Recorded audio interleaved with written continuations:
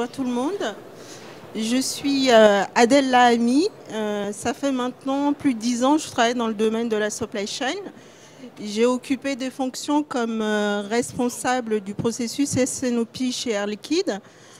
J'ai rejoint le programme de transformation Symphony il y a environ 3 ans en tant qu'expert fonctionnel supply chain.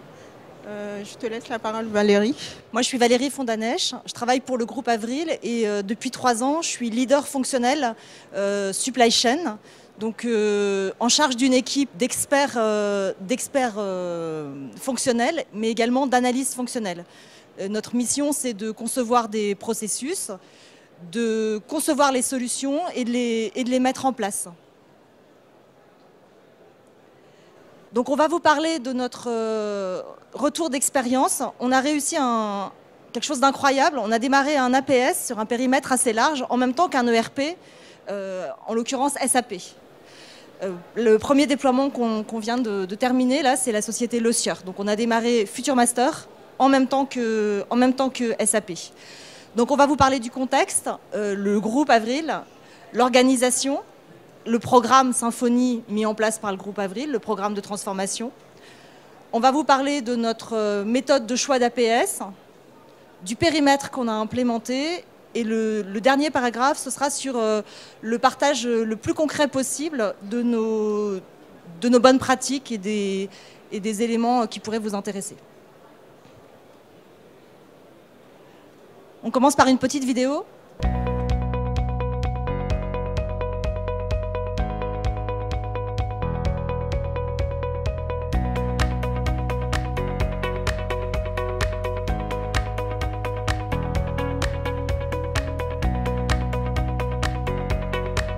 Le groupe Avril, c'est un acteur majeur français de l'agro-agri-industrie.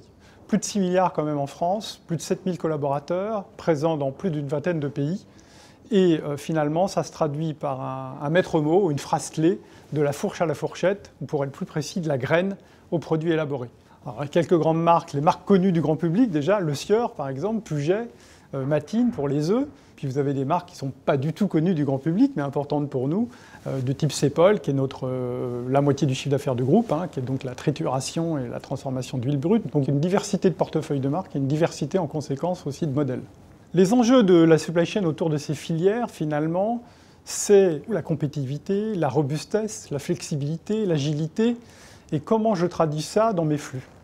Et donc la supply chain du groupe Avril, ou plutôt les supply chains, doivent servir ces enjeux-là, doivent servir ces enjeux de performance, doivent servir ces enjeux d'équilibre filière, doivent être en permanence le plus robuste, le plus agile possible pour cela.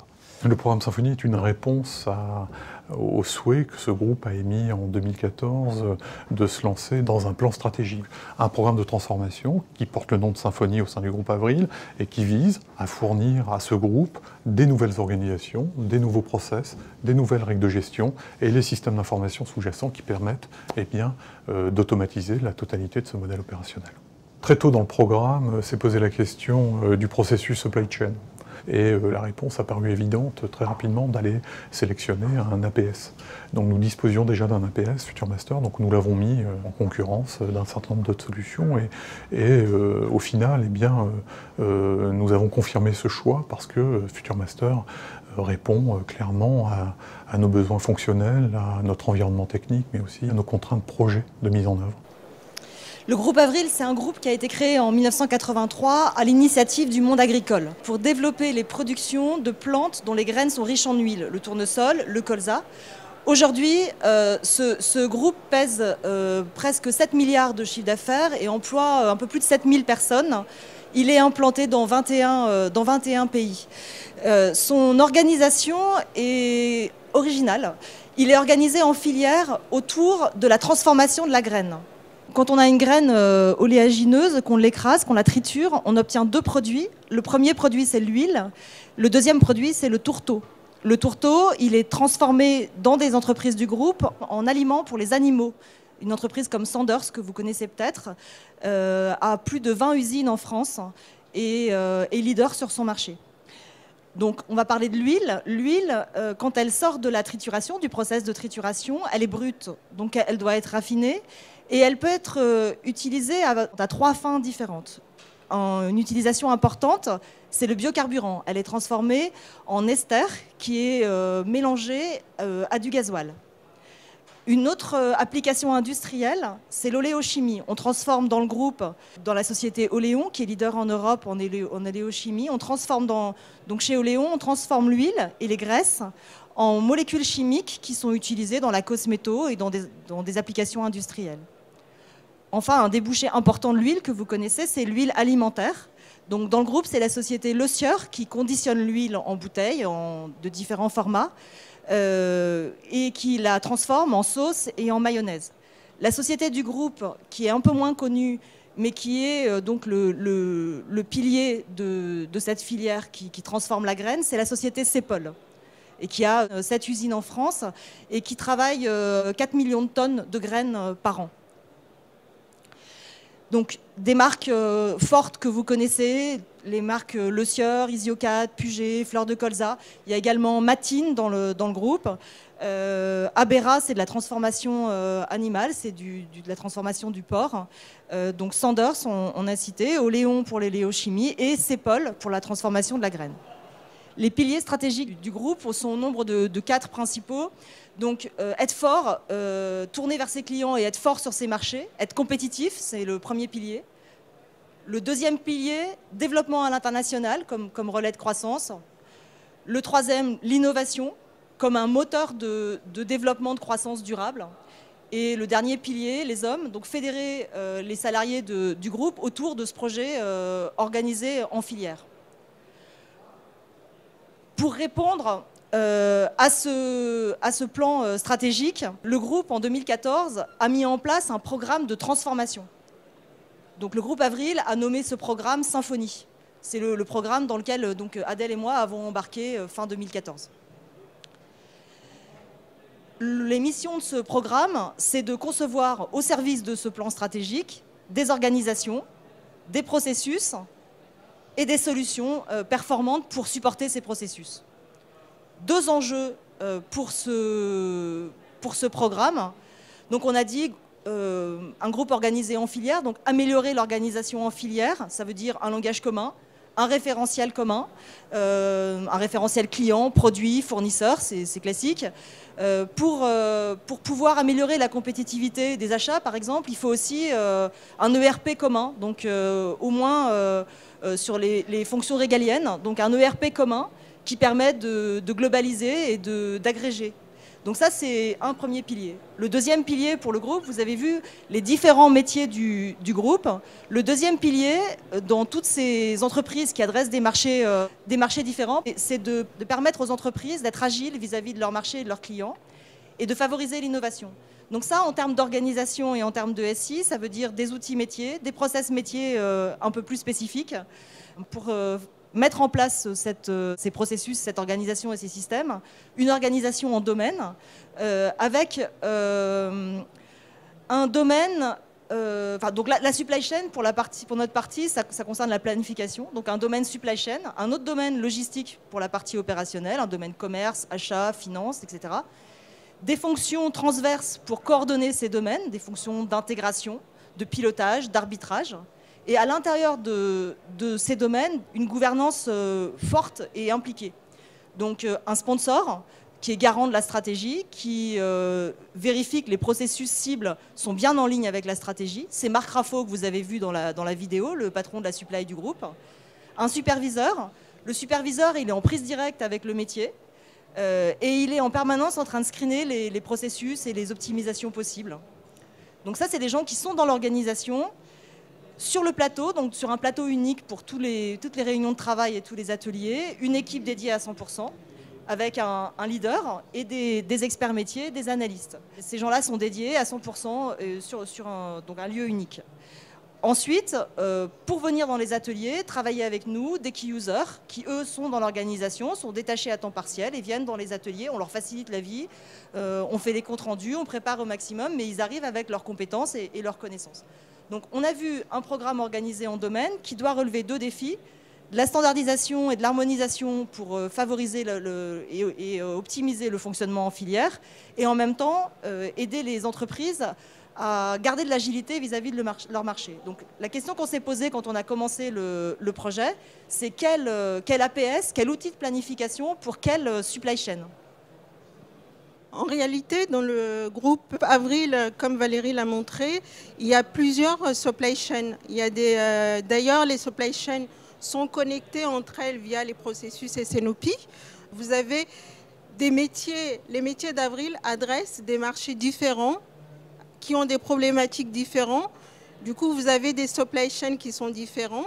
Vous avez des supply chains comme le supply chain de Le Sueur qui est axé à la grande consommation et qui a des enjeux forts de la gestion de l'offre. Il y avait aussi des enjeux autour d'une meilleure gestion de l'obsolescence des stocks. Et comme dans toutes les supply chains, l'un des piliers importants, l'un des drivers, c'est le service aux clients, comment mieux servir nos clients. Vous avez aussi des supply chains, Valérie en a parlé, c'est notamment le cas de CEPOL. La caractéristique de ces supply chains qui sont plutôt tournées vers les industries, c'est qu'on a plusieurs niveaux de planification. Vous avez la planification pour les huiles brutes qui vont être vendues ou être transformées en huile raffinée, qui eux vont être aussi soit vendues, soit transformées en diester, dont parlait Valérie tout à l'heure, avec des schémas de distribution qui sont assez simples, mais avec des entrées et des sorties à des différents niveaux de planification dont j'ai parlé tout à l'heure, des ventes ou à la fois des transformations en interne. Les enjeux principaux de cette supply chain-là, c'est l'intégration et la synchronisation des flux pour trouver le meilleur équilibrage entre des différentes variables que sont les opportunités de marché pour la vente ou pour les achats, le coût des matières premières, le coût des transports, le coût du stockage parce que c'est des volumes assez importants. Valérie parlait de plus de 4 millions de tonnes de graines. Du coup, il fallait prendre en compte tous ces paramètres-là. Et l'un des enjeux importants, c'est l'anticipation et comment on prend les bons arbitrages. C'est-à-dire que est-ce que c'est préférable de vendre l'huile brute ou plutôt de le transformer en interne chez nous? Du coup, ce qu'on a vu aussi à travers l'analyse qu'on a fait des supply chains, c'est qu'on avait besoin d'un outil de planification dans toutes les supply chains, un outil robuste pour accompagner la mise en place de nos processus SNOP à l'interne du groupe Avril, des outils pour l'optimisation de nos flux de distribution, de nos coûts de transport et aussi pour nous assurer la meilleure disponibilité de nos produits vis-à-vis de nos clients. Il y avait aussi une volonté forte dans le groupe d'harmoniser les compétences au niveau des organisations supply chain, c'est-à-dire d'avoir un demand planner, un supply planner et des responsables projets pour l'amélioration continue. Et c'est dans ce cadre-là pour former, pour avoir cette communauté de supply chain. On a parlé du coup d'harmonisation des compétences, on a parlé de l'outil. Ce qui est important, la volonté du groupe et de la DSI du groupe, c'était d'avoir un APS unique qui gère à la fois la partie prévision, mais aussi la partie planification de la distribution et du plan de production. L'outil, pourquoi on a dit un seul outil? Pour supprimer, pour éliminer le nombre de systèmes d'information dans le groupe et pour consolider cette communauté de supply chain qu'on veut mettre en place. Du coup, il fallait aussi que l'outil réponde aux besoins de l'ensemble des supply chains du groupe. On a parlé des supply chains en amont, mais des supply chains aussi en aval, et accompagner du coup nos processus d'amélioration, la mise en place du SNOP. Il se trouve que FutureMaster était déjà présent chez Le Sueur pour la gestion de la demande et aussi à travers le process collaboratif et avancé de la gestion des promos. Et c'est un process qui donnait de très bons résultats. Il fallait ne surtout pas dégrader les résultats de ce process-là. Future Master, comme les autres éditeurs, ils ont été évalués sur les besoins fonctionnels d'un APS, faire un plan de prod, calculer un plan de distribution. Et un autre point important, mais qui n'était pas discriminant, c'était la capacité de Future Master à s'insérer dans un tel programme Symfony. Comme le rappelait Valérie, le défi était de démarrer en même temps SAP et Future Master sur l'ensemble de la planification. L'autre point aussi, c'était que Future Master puisse s'intégrer, enfin l'éditeur puisse s'intégrer dans l'architecture SI du groupe Avril. Il faut savoir qu'on a eu très peu de temps pour choisir notre APS, moins de 6 semaines, parce qu'il fallait sécuriser le démarrage de l'ESUR. Donc on a évalué dans les détails les besoins fonctionnels, les besoins de la supply chain de l'ESUR, et on a travaillé par écart sur les autres supply chains, CEPOL, Oléon, etc. Du coup, c'est à travers un appel d'offres avec des réponses écrites et des soutenants sur le plateau de la Défense qu'on a décidé du choix de l'APS. Dès qu'on a eu fait le choix, on a démarré la conception. On a défini le périmètre sur lequel on devait agir. Et on va laisser la place aux interviews avant de continuer. Les process mis en place dans Future Master permettent de couvrir le SNOP. On y planifie la demande. En sortie du processus de planification de demande, on planifie la distribution parce qu'on a modélisé le réseau de distribution et la politique de stock. Et on gère en automatique le multi-sourcing. Ensuite, les volumes en sortie de DRP sont affectés à des sites de production. Là, on adresse des problématiques de contraintes de production, des lignes de production, des cadences, des tailles de lots. Et en sortie du process de planification, on a donc un plan de production. Donc, demande, distribution, production. Cet ensemble, on l'a également dupliqué sous forme de budget. C'est-à-dire qu'on enregistre, on construit, on enregistre dans Future Master un plan de vente budgétaire et un plan de production budgétaire. Future Master est bon aux enjeux et aux besoins métiers dans le sens où nous avons une supply chain très complexe chez l'ESUR et du coup Future Master nous permet de répondre à la complexité de cette supply chain grâce à la performance et l'efficacité de son solver. Nous avions l'enjeu de maintenir la fiabilité fonds de rayon et de développer la fiabilité promotionnelle. Nous avions également aussi comme enjeu important côté demand de réduire les destructions sur les produits de marque distributeur. Cela a été possible grâce à la mise en place d'une solution contrat qui nous a permis de réduire du coup significativement les destructions sur les produits de marque distributeur.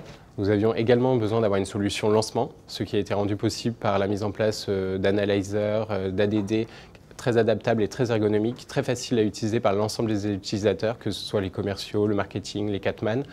Du coup, ce qui permet d'intégrer tout le monde dans le processus et d'avoir un processus collaboratif et facile à utiliser.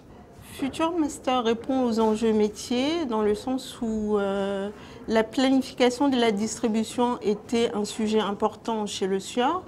Vu l'augmentation des flux multi-sourcing dans le groupe, on voulait mieux gérer ces flux-là. Du coup, la mise en place de la planification de la distribution y contribue. Un meilleur pilotage de nos stocks et en effet une utilisation pleine et entière du solver Future Master pour l'optimisation des capacités industrielles. C'est aussi avant tout un outil d'aide à la décision pour les utilisateurs dans le sens où il fallait des possibilités d'analyse de synthèse bien plus étendues par rapport à ce qu'on a actuellement. C'est un outil qui répond aux besoins d'ergonomie, de flexibilité, un outil simple à utiliser, une compréhension immédiate, des écrans qu'on peut modifier et créer facilement et avant tout une prise en main de l'outil assez rapide. Alors, on a mis en place chez l'ESUR Demand Planning, Supply Planning, donc deux processus de planification que je vais détailler un petit peu, mais on a également mis en place un processus d'exécution. Une fois qu'on a les commandes phasées en jours, les ordres de fabrication également découpés en jours, quand on est dans l'usine, il faut décider vers quel dépôt on va envoyer la marchandise pour pouvoir livrer des clients. Ça, c'est le déploiement des stocks et c'est un module de Future Master qui le calcule en optimisant les camions complets et le niveau de stock par dépôt en fonction de la prévision et des commandes sur les dépôts cibles. on a mis, en plus du process de planification, un process budgétaire en place. Dans Future Master, on crée un plan de vente budgétaire et un plan de production budgétaire qu'on archive et qui servent de référence pour pouvoir comparer le réel dans les écrans de Future Master. Donc sur la partie planification proprement dite, un module de planification de la demande, donc bien sûr basé sur des modèles statistiques pour projeter le fond de rayon avec des systèmes de dépollution. On a des modèles statistiques à des niveaux de familles agrégées de produits et des règles d'éclatement après pour projeter une prévision par SKU. Parallèlement à ça, le module avancé collaboratif de gestion des promos, qui était déjà en place, a été amélioré. Donc on a 60 à 70 personnes qui travaillent dans Future Master, qui viennent saisir les promotions, essentiellement des Key Account Managers. Grâce à cette description des promotions, il y a un rattachement automatique des commandes, donc une consommation automatique, et ça sert ensuite à dépolluer en automatique dans la base, dans le module qui gère le fond de rayon. On a mis en place au cours de ce projet deux nouveautés. On a mis en place une gestion assez simple des innovations puisque c'est un process bottom-up. On a construit des écrans ad hoc pour venir collecter les informations du marketing et du commercial pour agréger toutes ces prévisions et affiner la projection de vente des innovations, des lancements. Le dernier plus qu'on a mis en place, c'est une visualisation des contrats. On importe de SAP les contrats sur les périmètres où il y a des contrats de vente. On importe les contrats, on les agrège par SKU et ce qu'on vient faire dessus, c'est calculer dans Future Master le report et le reste à faire. Donc le commercial, quand il vient saisir sa prévision pour pouvoir enrichir, il a à sa disposition le budget, l'historique, la projection de vente calculée par le modèle statistique et dépolluée par le prévisionniste, mais il a aussi ses contrats et le reste à faire. Donc ça, c'est la partie de planification de la demande. En sortie du process, on a du coup des quantités par produit par période. On les adresse, on les répartit dans des dépôts. On y gère une politique de stock, mini, max, objectif. On a renseigné des délais, des arcs de distribution. Donc on a modélisé le réseau logistique, ce qui permet du coup de rattacher des dépôts avec des règles de priorité à des sites de production. La majorité, c'est des sites internes, mais également des sites de sous-traitance. Donc le process ensuite, c'est la planification de la production. Là, on adresse des problématiques de saturation de ligne avec des cadences, des tailles de lots, des temps de changement. En sortie du process planification, on a donc des ordres prévisionnels de fabrication qu'on envoie à SAP où ils sont affermis, transformés en ordre de fabrication avec un cycle de remontée et de la gestion d'horizon figé. Donc on a un process complet avec un périmètre extrêmement large. Les enjeux du coup de l'APS à travers les macro-processus que Valérie vient de décrire. Pour le processus SNOP, c'était de faciliter le processus actuel, entre autres en ce qui concerne la gestion en automatique des données, parce que c'est toujours un peu le nerf de la guerre, l'agrégation des données pour les processus SNOP. Pour la planification de la demande, c'était surtout ne pas dégrader la fiabilité des prévisions, et surtout pour la promo. Une meilleure gestion des lancements et des contrats, Valérie en a parlé tout à l'heure. Pour la planification de la distribution, comme il s'agissait d'un processus nouveau dans l'organisation, pour gérer le multi-sourcing, cette mise en place, l'enjeu était d'optimiser les transferts intersites sur ces deux sites de fabrication et de mieux piloter les stocks sur les sites concernés. Pour la planification de la distribution, c'était une meilleure utilisation du solver pour optimiser pour nos capacités industrielles et de réduire aussi le temps de calcul, que ce soit pour la partie DRP, PDP, que pour la partie déploiement. Et enfin, pour le déploiement des stocks, l'enjeu était là un gain de temps, un gain de productivité, afin de consacrer du temps sur l'analyse et sur des projets connexes à la distribution. Alors, la méthode de déploiement, donc chez le Sieur, puisqu'on a commencé le projet en début 2015, on a choisi l'APS en mars 2015 et on a démarré Donc en même temps, SAP et Future Master, le 9 mai chez Le Sieur, 9 mai 2017. Donc 2 ans et demi de projet, c'est à la fois long et très rapide quand on doit scaler sur un ERP en cours de construction. Le planning de déploiement, il a été calé sur celui de l'ERP, bon, conception, test et toutes les phases autour du démarrage. Ce qui est marquant quand on démarre un ERP où il y a un corps modèle, c'est qu'on doit, en 2 mois, dans la phase de conception générale, décrire les process. Donc ça, c'est un gros défi. On doit décrire les process alors qu'on n'a pas de maquette dans Future Master et on n'a pas affiné pour faire une maquette. Mais on a réussi, on a relevé le défi et on a relevé aussi le défi de définir des process au-delà des systèmes. Donc avec des process qui commencent dans l'APS, par exemple, et qui finissent dans l'ERP. Un autre élément important de cette phase et qu'on a bien travaillé, on a investi du temps dessus, c'est l'identification des interfaces. Il y a à peu près une grosse dizaine de 10 gros fichiers qui sortent de SAP, ce qui fait l'équivalent de 100 fichiers en entrée de Future Master. Donc c'est très important la masse de données et la masse de fichiers. Et il fallait qu'on identifie en fin de conception générale ces interfaces, alors qu'on avait un modèle de données dans le ERP qui n'était pas défini. L'organisation, le modèle organisationnel était défini dans SAP, mais on n'avait pas les modèles des données, on n'avait pas les paramétrages des articles, ni des clients, etc. Eh bien, on a quand même réussi à le faire avec un... Là, le pilier là-dessus, ça a été l'analyste fonctionnelle qui connaissait bien le besoin et qui a commencé à regarder les grands points structurants dans SAP pour pouvoir faire ce travail de connexion. En conception détaillée, le défi qu'on a relevé, ça a été la modélisation du DRP. Quand on n'a pas de process de DRP en place, c'est le gros sujet. C'est plus compliqué la modélisation du DRP que la modélisation de la prévision parce qu'il y a l'axe géographique en plus.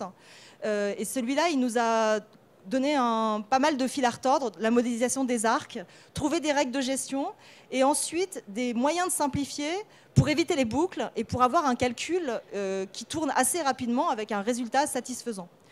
Tout à l'heure, je vous ai parlé du process opérationnel d'exécution de remplissage des camions pour ordonnancer le déploiement des stocks. Un deuxième défi à relever, c'est la synchronisation de la politique de stock en planification. J'ai un stock de sécurité, par exemple, à la maille semaine.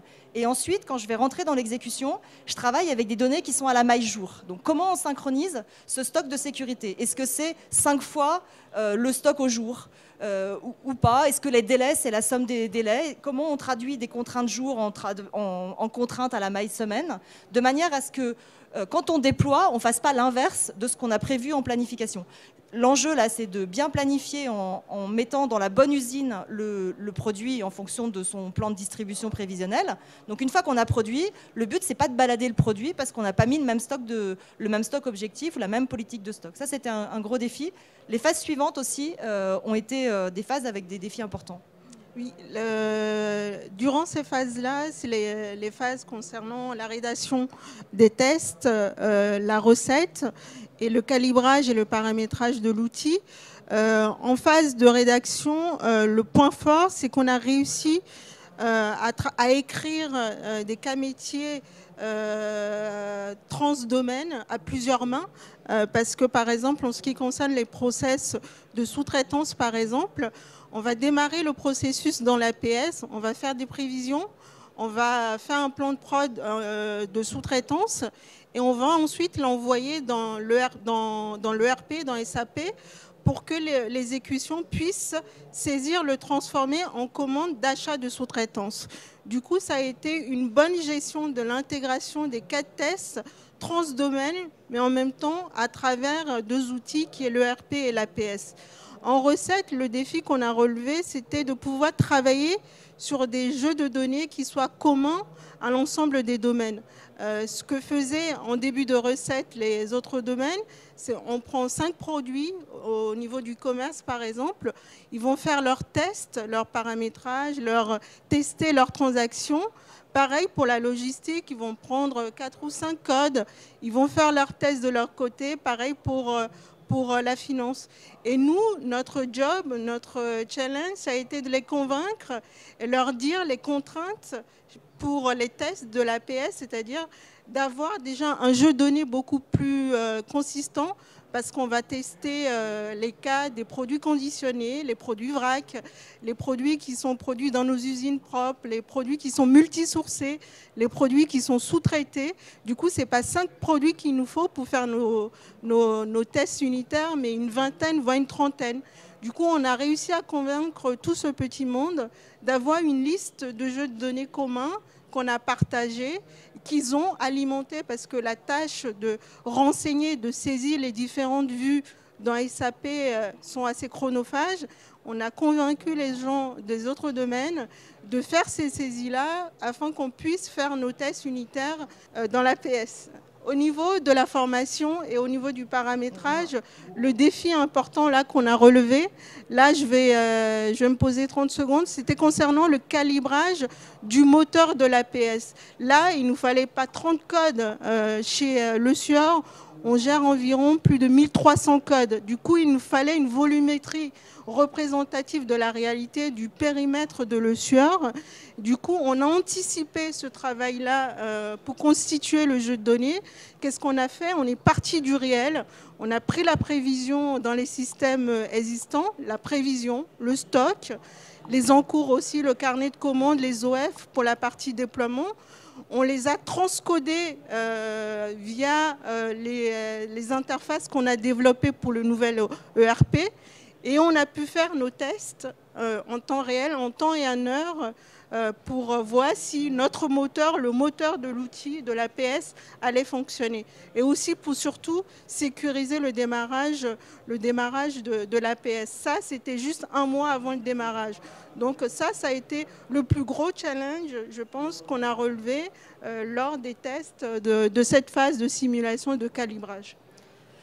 Alors, si on voulait résumer les facteurs clés de succès en phase de conception, il y en a un qui est marquant avant même de démarrer, c'est qu'on ne peut pas démarrer un projet, commencer à concevoir, si on n'a pas des process cibles en place. Donc, dans les supply chains qui ne sont pas matures, quand on n'a pas des process déjà en place, il faut d'abord faire une phase très importante de cadrage en définissant bien les process au bon niveau. Il faut descendre assez finement dans les opérations et définir l'organisation cible qui va avec. Là, le rôle du sponsor et du superviseur sont essentiels parce que ensuite, pour commencer la conception, ils doivent avoir décliné cette cible avec leurs équipes pour que les key users qui viennent travailler dans les ateliers connaissent la cible et soient capables, en conception détaillée, de la décliner à un niveau de détail plus avancé, tout en la nourrissant avec les cas concrets métiers. Donc, ils ne doivent pas décrire l'existant, ils doivent décrire la cible, mais en l'illustrant avec les problématiques d'actualité de leur entreprise. En phase de conception détaillée, le key user, il a donc ce rôle de remontée de l'information et il a un rôle aussi de partage avec les end-users pour préparer le changement, notamment quand on a des process cibles à mettre en place, des organisations qui vont être modifiées. Il doit faire adhérer les end-users et ça se fait au fur et à mesure de la conception. Ça paraît très tôt parce que ça, c'était 1 an et demi avant le démarrage, mais ça a permis d'asseoir, de faire adhérer les end-users à cette cible. Ils ont challengé les solutions que le key user retenait, ils en discutaient, ils se faisaient une séquence quasiment par semaine, 2 heures d'échange. Après, tout au long de cette phase de conception, une fois toutes les 2 semaines environ, on a mis en place des micro-procédures d'arbitrage très concrètes pour toutes les décisions qu'on devait prendre. À partir du moment où il n'y avait pas un choix unique, le meilleur choix et qu'il était facile à identifier, dès qu'on devait choisir entre 2 solutions qui avaient chacune des inconvénients et des avantages, on les partageait et c'était donc le superviseur qui tranchait. Et il tranchait en présence de son équipe.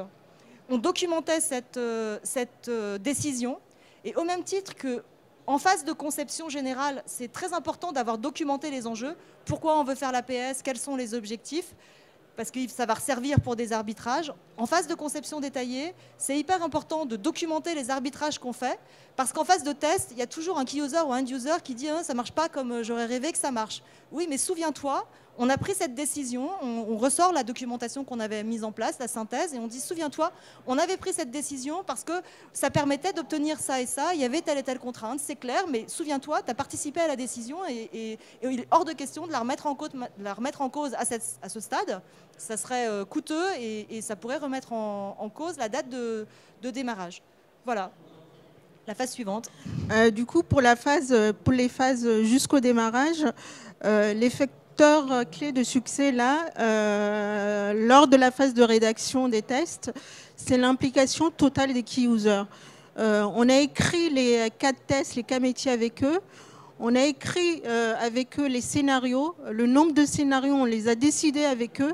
On les a écrits à travers leur process et leur procédure de travail. Quand je lance un plan de production, concrètement, qu'est-ce que je fais? Quels sont les types de paramétrage que je fais avant, après le calcul? Et du coup, tout ce travail-là nous a servi. On a passé quasi 4 semaines à écrire plus de 400 pas de tests et environ 40 scénarios pour la partie supply. Et après, ces scénarios vont servir de support pour la formation. Juste une petite anecdote, le budget, parce que c'était pas l'urgence et on en fait 3 fois par an. Et quand ils ont commencé à tester la solution du budget, ils se sont basés sur les scénarios qu'on avait écrits 9 mois auparavant. Du coup, la rédaction des scénarios, c'est vraiment, il faut impliquer les métiers et c'est vraiment clé. On ne perd pas du temps, de toute façon, on va gagner du temps à l'arrivée. L'autre sujet important, c'est qu'on avait un outil d'aide à l'exécution des scénarios et des cas de test.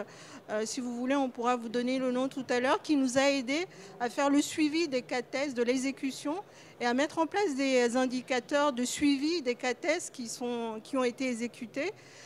Durant la phase recette, les facteurs clés de succès, c'est surtout, je dirais, la motivation des gens. Pour la partie supply, on a dû... par moment, on a dû s'arrêter pendant 2 semaines parce que les interfaces avec SAP n'étaient pas prêtes. Du coup, les gens retournaient dans l'opérationnel. Il fallait continuer à les motiver, à leur donner envie d'avoir de cet APS-là. C'était important. On a commencé au mois de décembre 2016. On a fini les recettes au mois de mars. Du coup, c'est la motivation. Tout le monde, après, on avait une équipe où les gens étaient motivés pour l'arrivée de l'APS, mais cette étape-là, c'était important. Et enfin, pour la dernière et pour le démarrage, ce qui est important, c'est le rôle clé. C'est le fil conducteur de toute cette phase-là, c'est le key user. Il a accompagné, il a fait les formations avec nous, il a participé à toutes les formations pour appuyer chaque décision qui était apte à discuter avec les utilisateurs. Il les a appuyés, il était présent. Il a accompagné lors du démarrage. Il n'a pas disparu comme on a pu voir sur d'autres domaines. Il s'est bien intégré avec les autres key users des autres domaines. Et aussi, il a accompagné, il a mis en place des indicateurs pour le suivi au démarrage. Par exemple, le nombre des OF qui n'étaient pas clôturés dans SAP, mais qui créaient de la pollution dans Future Master. Pareil pour les ordres de transfert qui restaient dans le passé dans SAP, mais qui, chez nous, arrivaient à la date du jour et qu'on n'avait pas clôturé. Il a mis en place des indicateurs pour pouvoir suivre et pour qu'on puisse travailler avec les gens de SAP, de comment on pouvait régler ces problèmes récurrents qui polluent un peu la vie dans Future Master. Et enfin, si on pouvait donner un conseil avec Valérie, c'est surtout ne changez pas de key user après la recette. Vous prenez un risque énorme sur le démarrage. Si vous voulez faire un changement, faites-le avant. Mais si vous le faites après, vous prenez le risque est beaucoup trop important. Nous, on l'a vécu. J'ai travaillé sur un périmètre qui était assez large, qui allait du plan de distribution, plan de production jusqu'au déploiement. Et j'ai eu les 2 cas dans mon équipe. Quelqu'un qui est parti après le démarrage, après la recette. Les résultats, en effet, on les voit. Du coup, c'est juste notre petit conseil, c'est garde-le jusqu'au bout. Voilà. On est content de notre choix, on est content de la méthode. C'est un gros défi de démarrer un APS en même temps que SAP. Ça suppose une très grosse structure d'organisation et beaucoup de connexions et d'instances d'arbitrage, d'échanges.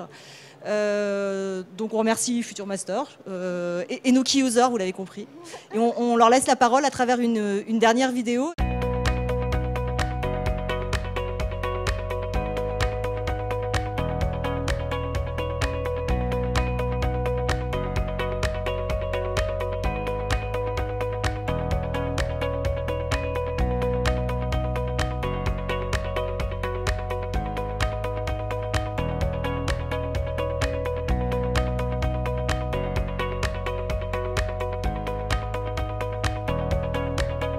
Les facteurs clés du succès pour ce projet Symfony a été l'implication des key users.